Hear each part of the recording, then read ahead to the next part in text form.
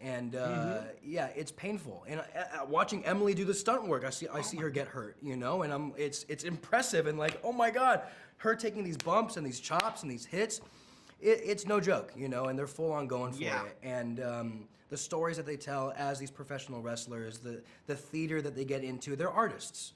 You know, they are artists that use their bodies as the medium, and it's for an artist like myself, it's really inspiring, and you know, makes me believe that I can do anything I want.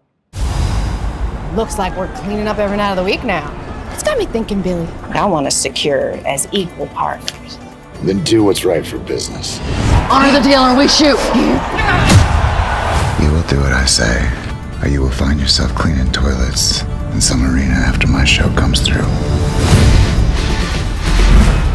Ma, all the tickets you two ever sold had your name on them, not his. Yeah, man, I did, and I want to take full advantage of it, and you know, honor it and nurture it, and give back what's been given to me, and really do it in a really creative way. So I'm excited, man. Things are really good. That's good to hear, man. I'm happy to hear that. You know, you've been through a lot of ups and downs, and finally the road straightened out, you know, so that's a good thing. It feels good, man. That's great. You know what? It wasn't me, but did your character G. Bill look like Corey Feldman a bit? Was it the hair, maybe? I think it was the hair. Yeah, put like a hat on Corey Feldman, like the hair and like the shaved look. And I'm like, man, I don't know if he was purposely trying to go and do a little homage. I do love Corey Feldman, and I love his entire film work career. But yeah, no, I wasn't really trying to. But you're right. You know, the more and more I think about it, I can see the Corey Feldman in me. Yeah. That's awesome. Loved it, by the way. Hey, you had the great role here because you got like 2 romantic love stories going on. Yeah. You didn't take any bumps, really. I mean, this is a win, you know, You're always right. around. Yeah, you know, it was one of the first things I've done in a long time where the stunt work was not put on me, you know, and so I kind of just got to sit back and, you know, which does add an element of, for me I wanted to really go for it emotionally, you know, because I don't really have the physical stuff to rely on. And so it gave me more room and freedom to really hone in on exactly what it was that my character was feeling on the inside, and then to portray that, you know, in a really sort of tragic, sad, emotional way. And I'm so happy I got to portray this character the way I did. Yeah, I mean, there's dimensions here. He's got a lot to work with, in a sense, navigate. Yeah. Your father's loyalty to your father, and then the sort of the love of your life. You know, and he's in between those 2 worlds. Yeah, it's a strange place to be for a character. Yeah. I think that a lot of people can relate to just feeling out of place and wanting to pursue something that maybe they feel like they can't, or other people are telling them that they shouldn't. And I think everybody can relate to that. You know, I think everybody underneath the surface has something else going on that they're not showing. And so that's a lot of what G-Bill is. And I think what's so great about filmmaking in general is that it opens up this sort of emotional portal into people. And so they walk away feeling seen.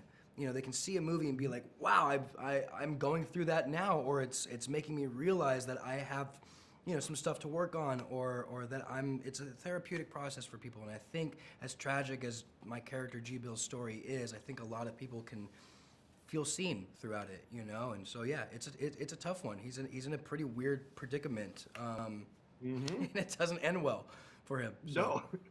No. You know, another thing too, were you familiar with the world of wrestling, or like, I'm a fan, so for me it was like, these are like people I recognize and heard of, and that's it's good. It's cool to sort of watch with a different perspective of it. But were you sort of familiar with that world in general? I was familiar with Gorgeous George, you know, which dates pretty far back, and it's intermingled with Mildred's story, but I didn't know who Mildred was. Did you know Mildred Burke? You know, I knew Mae Young, but Mildred Burke has sort of been a forgotten woman in sort of wrestling. This opened up a whole perspective on, she was like the pioneer, really, because you sort of hear about Mae Young and someone that, there's some that followed her, but in sort of the wrestling lore. But yeah, I learned a ton about Mildred Burke and what she did all along. And you know, Gorgeous George was sort of Ric Flair, basically was Gorgeous George. he sort of took that gimmick for a different generation too. So there's so much history here, really. Yeah, exactly, and that's what we wanted to prove, you know, which was that there is this untapped history. Like, a lot of people know Mae Young, but they don't know the person who sort of got her going, you know. And I didn't know who Mildred Burke was, and you know, we're hoping that most people don't, so that they can be introduced to her in this empowering way that we've created. So it's I'm excited for everyone to meet Mildred Burke. I mean, a fascinating story, especially at those times.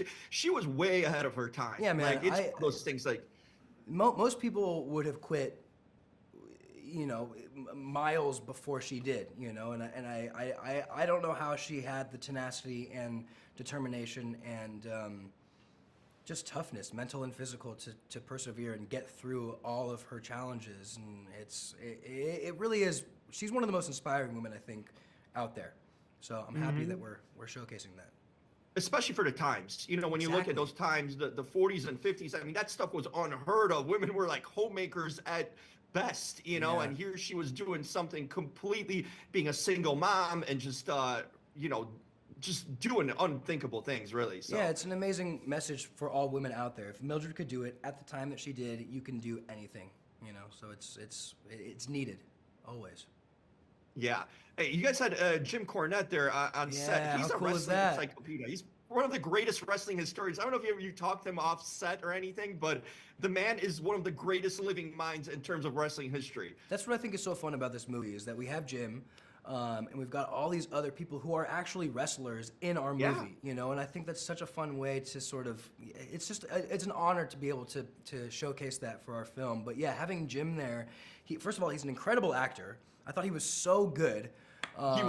He was so good, and he was so nice and honored to be there as well. You know, it was a big deal for him, and you know, I just think that I don't know, man. We were so immersed in the world of wrestling, and I saw the pride and the passion that everyone has, and it really opened up sort of a love for it in me, and I just really respect it. You know, I respect all these people. I respect the lore. I respect the stories and how far it's come, and I think it's such a wonderful thing. Yeah, that's cool. That's cool. I mean, these people care, you know, about showing their business in a sense, in a positive light. Because sometimes from the outside, you know, throughout the years, wrestling didn't get the best of coverage or whatnot, or was sort of thought about as, you know, fake and phony. But you can see probably those bumps are real a lot of times. No, these people are amazing athletes, and yeah, it's painful. And watching Emily do the stunt work, I see her get hurt, you know, and it's impressive, and like, oh my God, her taking these bumps and these chops and these hits, it's no joke, you know, and they're full on going for it. And the stories that they tell as these professional wrestlers, the theater that they get into, they're artists. You know, they are artists that use their bodies as the medium, and it's. For an artist like myself, it's really inspiring, and you know, makes me believe that I can do anything I want. Yeah, I mean, you saw Emily there. I mean, not only her physical transformation, which was incredible, but learning this stuff, I feel like she could go probably in the ring, you know, at this point with all the moves and it's amazing how much dedication she put into this role. It is. It really is, man. She's the only lead that I think that we could have had for this movie, to set the morale, to set the tone. To keep everybody happy and having fun and kicking her own ass. You know, she really put in a lot of time and effort to making sure that she was the best that she could be physically and mentally. And I can't sing her praises enough. I love her. She's amazing. Yeah. No, it's a really great performance all around. And finally, what's next for you? You got anything cooking up so far, or taking a little break now after this? No, man. I don't want to take any breaks. I got a movie coming up in April. I'm filming in Malta, which is beautiful. I'm excited to go there. Nice. Never been there before. And then I got a couple other movies this year, and I got a lot of stuff that I'm writing and pitching, and you know, doing the whole development thing and directing my first real big feature coming up. And so I got a lot coming up. Wow, you are going behind the camera then, and behind the scenes too. That's awesome. Yeah, exactly, man. It's something I've always really wanted to do, and now I feel like I have the skills and the wherewithal and the knowledge to really go for it the way that I want to. Man, I'm happy to hear that. Thanks, good to hear you're in a good place, and things are really rolling. And yeah, awesome job on this film. Really enjoyed it, especially you don't have to be a wrestling fan to really enjoy it. It's a great story all around, and Awesome job, Tyler. Good to see you again. Yeah, Let's not make it 5 years till we talk again. Yeah, I would love that. I'll give you some more stuff to do features on. Hey, love it. Tyler, take care and all the best. Talk to you soon then. Yeah. See you, man. Bye. Bye-bye.